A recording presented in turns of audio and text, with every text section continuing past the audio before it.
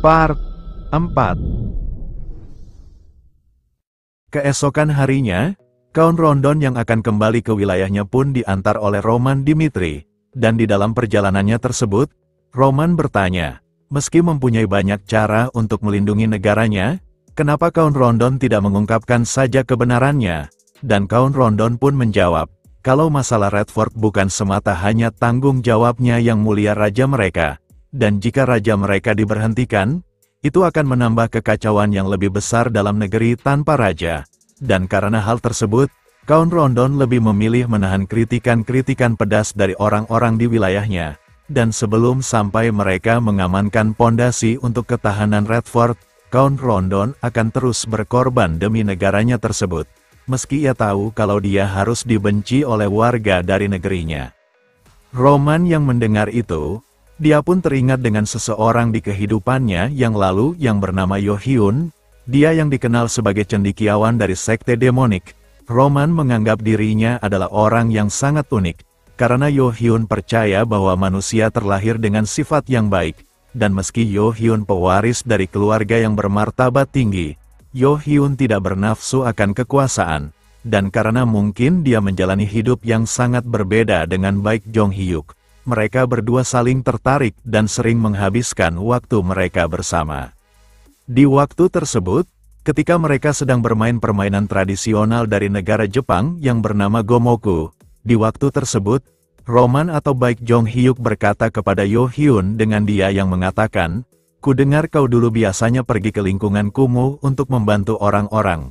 Kau mungkin bertindak karena niat baik, tapi karena tindakanmu itu, orang-orang akan senantiasa menunggumu, dan jika kau tidak menampakkan diri lagi, mereka akan marah dan benci." Sudah menjadi sifat manusia, mengharapkan dua hal ketika diberikan hanya satu. Sama saja, baik mereka miskin maupun kaya. Lalu, Yo Hyun pun membalas perkataan Baek Jong Hyuk dengan berkata, kalau mungkin, omongan yang Baek Jong Hyuk katakan ada benarnya, yang mungkin bisa membuat orang-orang membencinya. Tapi meski begitu, Yo Hyun berkata kalau ia melakukan hal tersebut semata-mata karena hatinya ingin melakukan hal tersebut.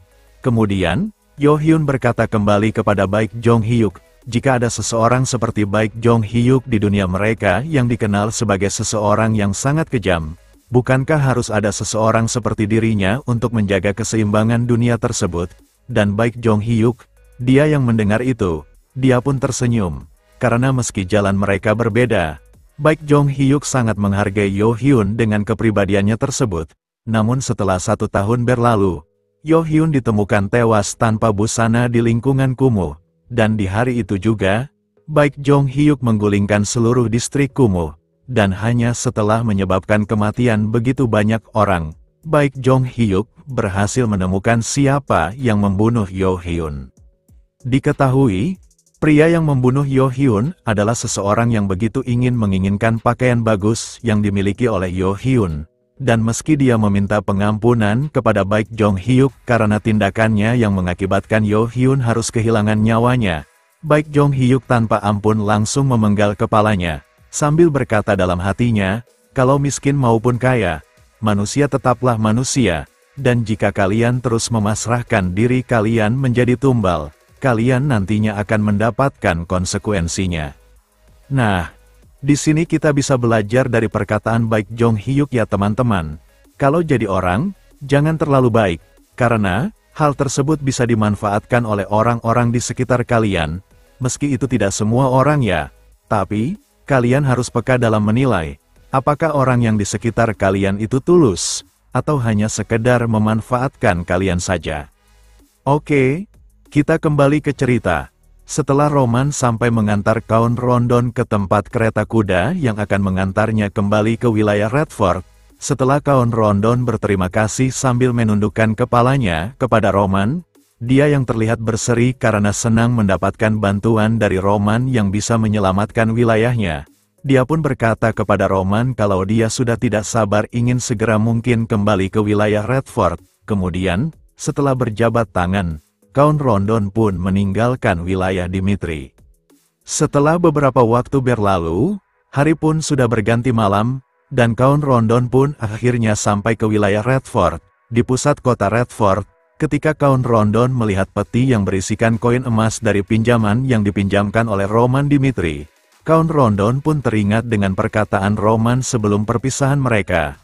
Dengan Roman yang berkata kepada Count Rondon untuk berhati-hati, karena pada saat orang-orang seketika percaya bahwa keluarga Rondon dan kerajaan Redford sudah tidak kuat, Roman berkata kalau tidak mengejutkan lagi jika sesuatu hal yang tak mungkin terjadi akan terjadi.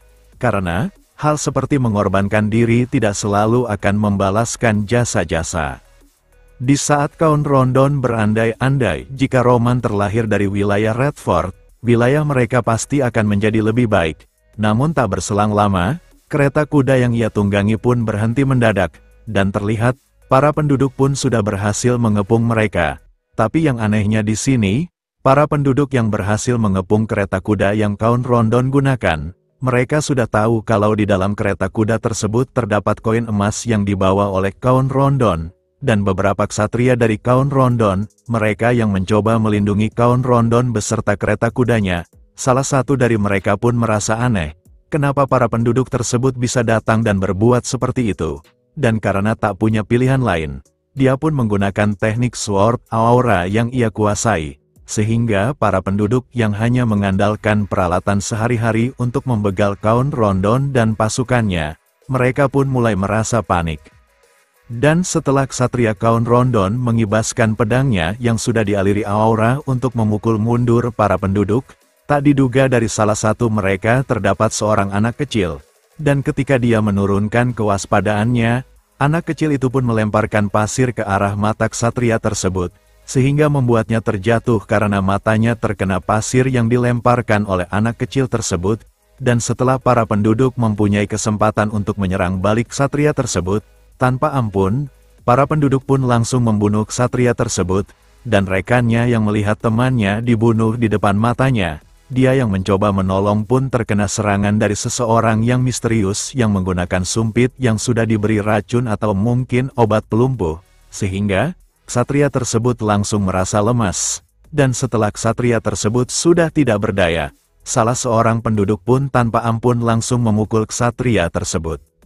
Di sisi lain, Count Rondon yang mendapati ada keributan di luar kereta kudanya, dia pun lalu keluar dan menyuruh mereka untuk berhenti serta berkata, kalau koin emas yang ia bawa adalah harta yang begitu penting untuk membayar hutang negeri mereka, dan jika mereka benar-benar adalah warga dari kerajaan Redford, Count Rondon meminta mereka untuk tidak menyerangnya dan meminta mereka untuk berhenti. Namun salah satu dari mereka yang naik ke atas kereta kuda, dia yang dipanggil dengan sebutan Jacqueline pun tanpa menghiraukan perkataan Count Rondon, dia pun langsung memukul Count Rondon dengan pentungan yang ia pegang. Dan Count Rondon, di saat-saat kesadarannya mulai menghilang, dia pun mencoba memohon kepada para penduduk untuk jangan mengambil emas-emas tersebut. Di keesokan harinya, ketika Roman akan pergi ke wilayah Valhalla dengan diiringi oleh sorak-sorai dari para penduduk Dimitri, dengan mereka yang mengatakan kepada Roman untuk memberikan pelajaran kepada pihak Valhalla.